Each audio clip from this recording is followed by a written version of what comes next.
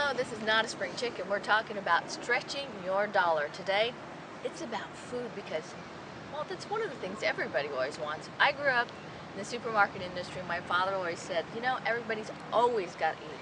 So whether you are pinching the pennies to make that go a little bit further, or to eat what you really want, or to be able to afford a bigger home, or a second home, or a boat, or a yacht, or more play toys. It's always nice to know a few tricks.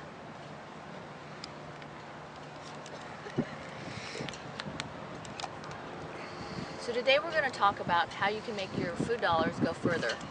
Now that's whether you are single, a person, or family. Because it differs a little bit. Because for example, if you're single, you know you love to go to Costco and look, but can you really eat all that? Because who wants to eat the same thing over and over and over again? So if you are single and you want to stretch, maybe you might go in with a buddy. I know, buddy shopping. Families can do that too, but families tend to eat it all. We're going to talk about probably the two most important days for you if you're... So we're going to talk about the two most important days when you're planning your food budget or your meal. For us here in Southern California, the 2 days are Tuesday and Sunday. Why those days? Tuesday is because Tuesday is when all the sale ads come out. Aha, remember these? Remember those sale ads that come out on Sunday?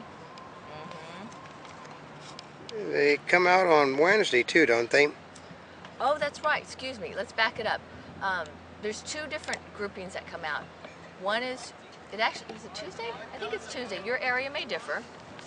It also comes out on Sunday, but Sundays don't quite look like this. Sunday are different pages that are added into the newspaper, and Sundays are actually coupon sections that look more like these, which are coupons. Yes. Oh, there we go. So two of the most important things when shopping for food is number one, planning. Number two, make a list. Number three, have a budget. And number four, stay on the list and don't impulse shop. Oh man, see, isn't that the most difficult part? That's why they call it impulse shopping. So we're talking about, okay, keeping it under wraps. So don't be afraid to use a calculator. I've seen people in the supermarkets with a calculator. Some grocery stores even now have calculators on grocery carts. See, old Kim knows all sorts of things, doesn't he? I'm old. So first of all, if you grab your ads, it'll tell you about all the different promotions that all the different supermarkets are having. Now some people have more time than others to spend on grocery shopping and to consider, especially if they're going to be eating more. But for example, right here, 4 pounds of strawberries for $3.99. I love strawberries, so that's something that I probably will plan in my food budget this week, or actually my food diet. Mushrooms, Rancher's Reserve steaks. So part of it is planning your menu. I know, isn't that good? So after you plan your menu, then you can decide. Oh, actually, you may want to look at this too because it may affect your menu. These are coupons. Some stores have double coupon days, and so those are the days, of course, where you're going to make it go a little bit further. And some don't double coupons at all. So part of it is every place in the United States may be a little bit different in their community, but know which one applies. Because, for example, here's a Procter & Gamble brand saver. It just so happens they're having something out here. And I'll show you. You're all familiar with those ads where something's like, well, here's the good part. If you combine it with your grocery store ad that's on a promotion and then you have a coupon, you can really save a whole lot of money. For example, let's just do, here's mouthwash. 1 larger Crest rinse. Now these are arbitrary figures, I don't know exactly what they were, but say for example, it's on sale at your regular retailer for, let's say $4, and the coupon's for 75 cents. So if you do a double coupon, instead of paying the normal price that might be $5.50 or $6, you probably get it for, well, let's see, $4 minus $1.50, $2.50. So that's quite a bit of savings. Yes. Well, what about store brands versus national brands? Ah, you know what?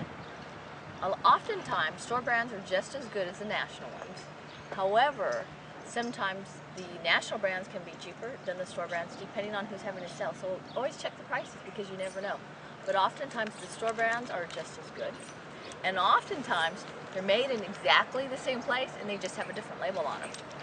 Did you know that one? How about a 99-cent store option? Oh gosh. You know, okay. Are you familiar with a 99-cent store or a dollar store? That's always a good option.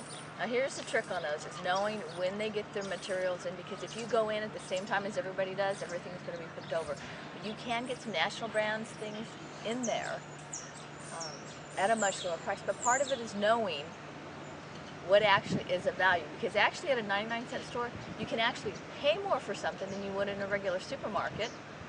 You didn't know that, did you? You can sometimes. So you kind of have to have a value. Now if you have the same thing, because a 99-cent store doesn't always have exactly the same thing, and you're looking at, say, a Ralph's, a Vaughn's, and Albertsons, Bristol Farms is always good, Whole Foods is always good. So they do tend to be a little bit pricier, but you know, it's a little more gourmet, but sometimes they're less, you know. Let's see, there's the Ralph's, there's the Vaughn's Pavilions, which is the upscale Vaughn's. There's Safeway, which Pavilions is the upscale Safeway. See, and it continues and continues. So if you go off of the ad, you will often know. But if you don't have a lot of time to look at all the ads, there's some places that are pretty predictable and are, well, let's just say almost always lower. So for example, if you have a local Walmart or you have a local Target. Walmart supermarkets and Target Great Lands, I think. Yeah, Target Great Lands. Those are also great buys. You don't always have them in all, you know, wherever everybody lives, but you know, those are always good. Now here's the great part is, you can buy a single item like macaroni and cheese, a single item. Because as much as all of us love those big box stores like Sam's Club or Costco, Costco/Price Club, unless we're shopping with somebody, you know, instead of getting one macaroni and cheese, you're getting a dozen of them, or tuna. I mean, some of the things will last and last, you know, but I'm not always going to eat 4 pounds of strawberries. so anyway, it gives you some other options. Okay, except for one. Oh, also, here's another thing. If you are a single person and you're not preparing for a whole family, one of the things that you can do is, instead of buying things that are just for that meal, I mean, I happen to love potatoes, so I'll make a bunch of potatoes and eat them all week. Crock or pots. lasagna. What? Crock pots. Crock pots. Oh yeah, crock pots. You always thought that that was something from the 50s and 60s. No, they are gaining in popularity. And oh man, if you had chili, oh yeah, you got to catch that one. You would really, really enjoy it. That's something that you can freeze. You can keep for a long period of time. So it's not like you're spending, $10 for a meal. Oh, here's another thing, is if you are periodically, if you want to go and have a lot of vegetables or salads and you don't want to go and buy all that stuff, don't forget the buffets. Places like Soup Plantation, what's it, Sizzler? Country Kitchen. Country Kitchen. There's several different places that have buffets. So, for example, if you like vegetables and you don't always go and get a bunch because they don't last long enough and you have to buy too much, go to one of those places once a week, twice a week, and get all your vegetables in for a time being. So whatever you're doing, remember those 4 things. 1, plan your menu. Number 2, prepare your list. Number 3, make your budget. And 4, stick to the budget. Oh, and here's one extra. If you leave just a little bit of space in that extra in the budget, just a little bit extra, then when you find something that you want to impulse buy, even though you know you're not supposed to, then you can get it anyway. So this is Notaspringchick on how to stretch your dollars.